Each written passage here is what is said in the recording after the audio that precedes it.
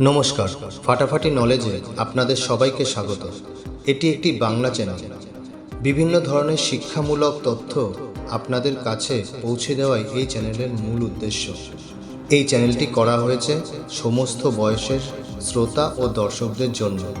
দয়া করে আমার সাথে থাকবেন। এবার আমি আলোচনা করব সেভ অ্যাজ নিয়ে। সেভ অ্যাজ হলো যখন কোনো ডকুমেন্টকে ওপেন করে ওই ডকুমেন্টটিকে ঠিক একই অবস্থায় রেখে ওই ডকুমেন্টটিকেই অন্য একটি স্থানে নিয়ে গিয়ে সেভ করাকে সেভ অ্যাজ বলে। অর্থাৎ প্র্যাকটিক্যালি দেখতে গেলে আমি এই পেইন্ট ফাইলটিকে ওপেন করছি। ওপেন করার সঙ্গে সঙ্গে পেইন্ট ফোল্ডারটিকে ওপেন করছি।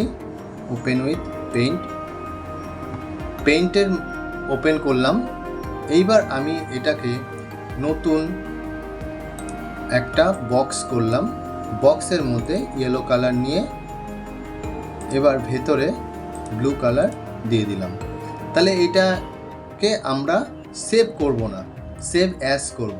সেভ অ্যাজ করা মানে আগের ফাইলটা যেমন ছিল তেমনই থাকবে এবং নতুন যেই ব্লু কালারটা করলাম এই ব্লু কালারটা কিন্তু ডেস্কটপের আরেকটা নাম দিয়ে দিলাম 1 2 4 5 6, এইটার মধ্যে সেভ হবে।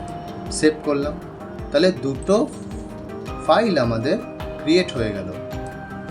দেখো এখানে দেখাচ্ছি পেইন্ট যেটা প্রথমে করেছিলাম পেইন্ট 1 2 3 4 এবং নেক্সটে আবার দেখাচ্ছি।